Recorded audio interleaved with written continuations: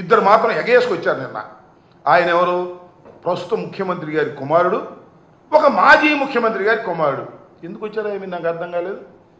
జగన్మోహన్ రెడ్డి గారిని ఇష్టం వచ్చినట్టుగా మాట్లాడారు నిన్న మీడియాలో. ఏమన్నాడు జగన్మోహన్ రెడ్డి గారు? మీరేమన్నారు గుర్తుందా అని అడుగుతా ఉన్నా. ఆ మనోహర్ గారిని అడుగుతా ఉన్నా. ఈ రాష్ట్రంలో పౌర సరఫరాల శాఖ మంత్రిగా పనిచేస్తున్నటువంటి మనోహర్ గారిని అడుగుతా ఉన్నా. ఏమండి, జగన్మోహన్ రెడ్డి గారు ప్రతిపక్ష హోదా కావాలని అడిగాడు. అది స్పీకర్ నిర్ణయిస్తాడు లేదా కోర్టులు నిర్ణయిస్తాయి. చట్టం ప్రకారం 1977 పార్లమెంటరీ చట్టం ప్రకారం ప్రతిపక్ష హోదా ఇవ్వవలసినటువంటి బాధ్యత ఉన్నది అని చాలా స్పష్టంగా జగన్మోహన్ రెడ్డి గారు చెప్తున్నారు. ప్రతిపక్ష హోదా ఇస్తే ప్రజల యొక్క సమస్యల్ని శాసనసభలో మేము వివరంగా మాట్లాడటానికి అవకాశం ఉంటుందని చెబుతున్నారు. ఏమంటాడు పవన్ కళ్యాణ్ గారు? మీకన్నా మాకు ఎక్కువ వచ్చినాయి, 27 వచ్చినాయి, మేము ప్రధాన ప్రతిపక్షం అంటాడా? రమ్మను ప్రధాన ప్రతిపక్షం తీసుకోమని ఉప ముఖ్యమంత్రి మానేసి ప్రధాన ప్రతిపక్షాన్ని తీసుకోమని నేను మనవి చేస్తున్నా, చెప్పమంటున్నా. అది మాత్రం కాదు, అధికారం కావాలి, ఆయనకి కావాలి, వాళ్ళ అన్నయ్యకి కావాలి. ప్రతిపక్ష హోదా మాత్రం రెండో వాళ్ళకి ఇవ్వడానికి వీల్లేదు. సరే, ఇదే విషయాన్ని మొన్న పత్రికా విలేకరులు అడిగితే ఎక్కడిగా జర్మనీ వెళ్ళమంటాడా? ఏమిటా వ్యంగ్యం? నాకు అర్థం కాల. ఏమిటా చతురత? ఏమిటా వ్యంగ్యం? ఏమిటా మాటలు? మీరు వ్యంగ్యంగా మాట్లాడితే మేము భరించాలి, మేము మాత్రం కాముగా ఊరుకోవాలి. మేము మాట్లాడితే మీరు భరించలేరు. ఏమండి, నిన్న జగన్మోహన్ రెడ్డి గారు ఏమన్నారండి? ఈ విధంగా పవన్ కళ్యాణ్ గారు అంటున్నారంటే ఏమన్నాడు జగన్మోహన్ రెడ్డి గారు? ఆయన ఏముంది, మొదటిసారి ముఖ్యమంత్రి అయ్యాడు, కార్పొరేటర్కి ఎక్కువ, ఎమ్మెల్యేకి తక్కువ అన్నాడు. దాని మీద దాని దుంపదెగా ఆ మనోహర్ గారు, అదేవిధంగా లోకేష్ గారు మాట్లాడుతూ ఉన్నారని ఇష్టం వచ్చినట్టు మాట్లాడుతూ ఉన్నారు. ఏమంటాడు? తాడు బొంగరం లేదంట ఈ పార్టీకి. వైఎస్ఆర్ కాంగ్రెస్ పార్టీకి తాడు బొంగరం లేదు. మాకు తాడు బొంగరం లేదు. జనసేనకు మాత్రం తాడు ఉంది, బొంగరం ఉంది, తాళి ఉంది, పుస్తులు ఉన్నాయి, ఎక్కడ పెడితే అక్కడ కట్టేయడానికి. మాకు మాత్రం తాడు బొంగరం లేదు. నేను అడుగుతా ఉన్నా, 5 సంవత్సరాలు ఈ రాష్ట్రంలో ముఖ్యమంత్రిగా పనిచేసినటువంటి జగన్మోహన్ రెడ్డి గారి రాజకీయ పార్టీ ఎవరి దయాదాక్షిణ్యాలతో వచ్చినటువంటి రాజకీయ పార్టీ కాదని మనం చేస్తున్నా. దానికి తోడు ఇంకొక ఆయన బయలుదేరాడు, ముఖ్యమంత్రి గారి కుమారుడు, మొత్తం ఆయనే ముఖ్యమంత్రిగా వ్యవహరిస్తున్నాడు. జగన్మోహన్ రెడ్డి గారు అంటే తండ్రి శవం అక్కడ ఉండగానే సంతకాల కోసం బయలుదేరాడంట. పిచ్చోడా? జగన్మోహన్ రెడ్డి గారు రాజకీయాల్లోకి వచ్చినప్పుడు నువ్వు అప్పుడే నిక్కర తీసి ప్యాంటేసి ఉంటావు. నువ్వు ఇవాళ మాట్లాడుతున్నావు. మా కర్మ అంతకు మించి ఏం లేదు. కారణం ఏంటంటే నువ్వు నారా చంద్రబాబు నాయుడు గారి కుమారుడు కాబట్టి నీకు ఆ వెలుగు వచ్చింది. చుట్టూరా ఉన్న రాజకీయ పక్షాలన్నీ కూడా నేను మనవి చేస్తున్నా, ఎవరి సంతకంతోనో ఎవరి దయాదాక్షిణ్యంతోనో రాజకీయాల్లో వెలుగొందలేదు జగన్మోహన్ రెడ్డి గారిని మనవి చేస్తున్నా. స్వశక్తితో ఢిల్లీ కోటను ఎదిరించాడు. నువ్వు మీ నాన్న ఢిల్లీ కోటతో కలిసిపోయినా కూడా, సోనియా గాంధీతో కలిసిపోయినా సరే ఎదిరించి వచ్చినటువంటి వీరుడు జగన్మోహన్ రెడ్డి అని మనవి చేస్తున్నా.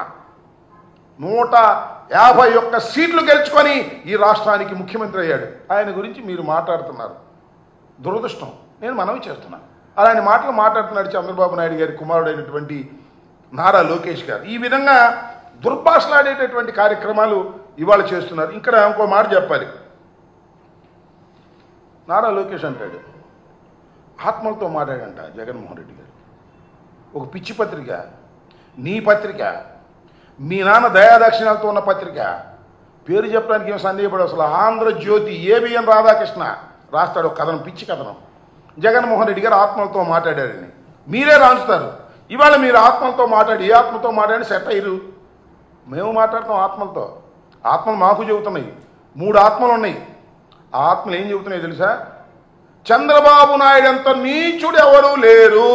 1, చంద్రబాబు నాయుడు అంత 420 ఎవరు లేరు, అంటే మీ నాన్నగారు అంత 420 ఎవరు లేరు అని 3 ఆత్మలు ఘోషిస్తున్నాయి. ఆయన ఒక ఆత్మ మీ తాతగారు ఎన్టీ రామారావు గారు, 2వ ఆత్మ హరికృష్ణ గారు మీ మేనమామ, మీ మామగారి అన్న మేనమామ, ఆయన ఘోషిస్తున్నాడు. మీ బాబాయ్ నారా రామ్మూర్తి నాయుడు మా అన్నంత దుర్మార్గుడు, మా అన్నంత 420 ఎవరు లేరని ఆ 3 ఆత్మలు ఘోషిస్తున్నాను. ఆయన దానికి సమాధానం చెప్పు నారా లోకేష్ గారు. ఇవాళ ఏదో అద్భుతంగా బ్రహ్మాండంగా నీకేం తెలుసు రాజకీయాలు? 90,000తో గెలిచావు, 80,000తో గెలిచావు, ఏదో గాలి వస్తే అనుకో కాసేపు. మొట్టమొదటి ఎక్కడి నుంచి వచ్చావే? దుడ్డిదో ఉండాలా నువ్వు? ఎమ్మెల్సీస్ నువ్వు మంత్రి కాలా, మళ్ళీ తుక్కుగా ఓడిపోయావు కదా మంగళగిరిలో కంటెస్ట్ చేస్తే. మళ్ళా చెప్తున్నా, ఛాలెంజ్ చేస్తున్నా, మళ్ళా రాబోయే ఎన్నికల్లో తుక్కుగా ఇవాళ మళ్ళా ఎంత మెజారిటీ వచ్చిందో అంత మైనస్తో నువ్వు ఓడిపోకపోతే అప్పుడు అన్నాడు నువ్వు చేసేటటువంటి ఈ దారుణమైనటువంటి కార్యక్రమాలకి, ఈ అన్యాయమైనటువంటి కార్యక్రమాలకి నువ్వు ఇవాళ పాల్పడుతున్నావు కాబట్టి నీకు ఆ గతి పట్టబోతుందని కూడా ఈ సందర్భంగా నేను చెప్పదలుచుకున్నాను. ఇంకా మంత్రి గారు ఇంకా నిన్న మాట్లాడాడు కదా, అసలు నీ సంగతి ఏంటి చెప్పు నాకు. నువ్వు బియ్యం మంత్రివి కదా, పౌర సరఫరాల శాఖ మంత్రి. ఆ బియ్యం ఏంటండి, ఆ బియ్యం ఎన్ని పోతున్నాయండి? కాన్స్టిట్యూన్సీలు ఎంత కాజేస్తున్నారండి? ఈ పీడిఎస్ రైస్ దొంగవి నువ్వు కాదని అడుగుతా ఉన్నా. ఎన్ని లక్షల కోట్ల రూపాయలు లంచాలు తీసుకుంటున్నావు? సీజ్ చేయటం, లంచం తీసుకోవడం, సీజ్ చేయటం, లంచం తీసుకోవడం. నీ బతుకంతా బియ్యపు దగ్గర లంచాలు తీసుకునే కార్యక్రమంలో నిమగ్నం అయిపోయి నువ్వు జగన్మోహన్ రెడ్డి గారిని దూషించే స్థాయికి నువ్వు వస్తున్నావు. నువ్వు దూషించవచ్చు, మేము దూషిస్తే మాత్రం ఏమనుకోమాకండి. జనసేన నాయకులకి, జనసేన కార్యకర్తలకి, పవన్ కళ్యాణ్ గారికి, మళ్ళీ కొత్తగా వచ్చిన ఎమ్మెల్సీ గారికి చెప్తున్నా, మీరు దూషిస్తేనో మీరు విమర్శిస్తేనో మేము ఓర్పుగా ఉండాలి. మేము ఏదన్నా మాట్లాడితే మాత్రం అరే ఊరుకొని చెప్పులు తీస్తాం, పంచలు లాగుతాం, సన్నాసులు, ఎదవలు, సుంటలు అని మాట్లాడమాకండి. మీరు కాస్త ఓర్పుగా వినండి. మీరు రాబోయే కాలంలో ఏ రకమైన దుస్థితికి మీరు చేరబోతున్నారో నేను చాలా స్పష్టంగా చెప్పదలుచుకున్నా. అయ్యా లోకేష్ గారు, అయ్యా పవన్ కళ్యాణ్ గారు, ఇచ్చిన వాగ్దానాలు నిలబెట్టుకోలేని దౌర్భాగ్యమైన పరిస్థితుల్లో ఉండి ఇవాళ జగన్మోహన్ రెడ్డి గారి మీద బురద జల్లే కార్యక్రమం. ఎస్, జగన్మోహన్ రెడ్డి గారు అన్నారు, అన్నమాట వాస్తవం. ఇంకోటి కూడా చెప్తున్నా, పవన్ కళ్యాణ్ గారికి, నారా చంద్రబాబు నాయుడు గారికి, లోకేష్ గారికి, అదేవిధంగా ఎవరు మనోహర్ గారికి చెప్తున్నా, ఓటమి ఎరుగని ధీరుడు మా రాజశేఖర రెడ్డి గారి కుమారుడు జగన్మోహన్ రెడ్డి అని మనం చేస్తున్నా.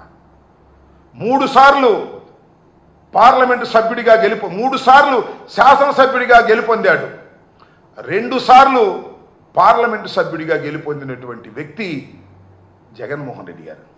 అంత ప్రజాబలం కలిగినటువంటి జగన్మోహన్ రెడ్డి గారు, మేము 100% స్ట్రైక్ రేట్ అంటాడు ఒక ఆయన. అవునా, మీరు 100% స్ట్రైక్ రేటే. మా ఊర్లో ఒక ఆయన ఉన్నాడు, ఏమండి ఎంత పొలం ఉందని అడిగాం. 351 ఎకరం ఉందండి అన్నాడు. ఏమైనా నీకు 350 ఎకరం ఎక్కడ ఉంది? నాకును చల్లపల్లి జమీందారు గారికి కలిపి 351 ఎకరం ఉందన్నాడు. ఏమైనా నీకెంత ఉందో చెప్పండి. నాకు 1 ఎకరం అండి, కడమ మొత్తం మా చల్లపల్లి జమీందారు గారిది 2 పక్క అమ్మటే ఉంటాయి, అందుకని 351 ఎకరం అని చెబుతారండి అన్నాయంట. అట్లాగే నీకు స్ట్రైక్ రేట్ ఎక్కడుందయ్యా? నువ్వు చంద్రబాబు మోడీ కలిసి వస్తే నీకు స్ట్రైక్ రేటు రా, సింగిల్గా రా. నీ పర్సంటేజ్ ఏంటో తెలిపోద్ది, నీ కెపాసిటీ ఏంటో తెలిపోద్ది. 2 చోట్ల నిలబడ్డావు, తుక్కుగా ఓడిపోయావు సింగిల్గా. అంతకుముందు మీ అన్న 18 సీట్లు వచ్చినాయి. మీరు జగన్మోహన్ రెడ్డి గారి గురించి మాట్లాడేటటువంటి ధైర్యం మీరు చేస్తున్నారు. మా దురదృష్టం. ఈ ప్రజాస్వామ్య దేశంలో మీకు అవకాశం వచ్చింది, 4 కలిసి వచ్చారు, మా మీదకి వచ్చారు, సింగిల్గా మేము వచ్చాము. మీ కూటమి గెలిచింది. 3 నాళ్ల ముచ్చట. కూటమి అనేకమైన వాగ్దానాలు చేసి ఏ వాగ్దానాన్ని నిలబెట్టుకోలేని దౌర్భాగ్య పరిస్థితికి నెట్టబడుతుంది. సంవత్సరం కూడా కాలేదు, 9 మాసాలకి ఇంత వ్యతిరేకత తెచ్చుకున్నటువంటి ప్రభుత్వాలు ఈ రాష్ట్రంలో లేవు, ఈ దేశంలో లేవు. అసలు 9 మాసాలకి ఇలా అయితే 2 సంవత్సరాలు ఆగండి అయ్యా. జనం ఏ రకంగా మిమ్మల్ని ఉమ్ము పెట్టి ఊస్తారో, ఒక్క హామీని కూడా నిలబెట్టుకోలేకపోతున్నారు.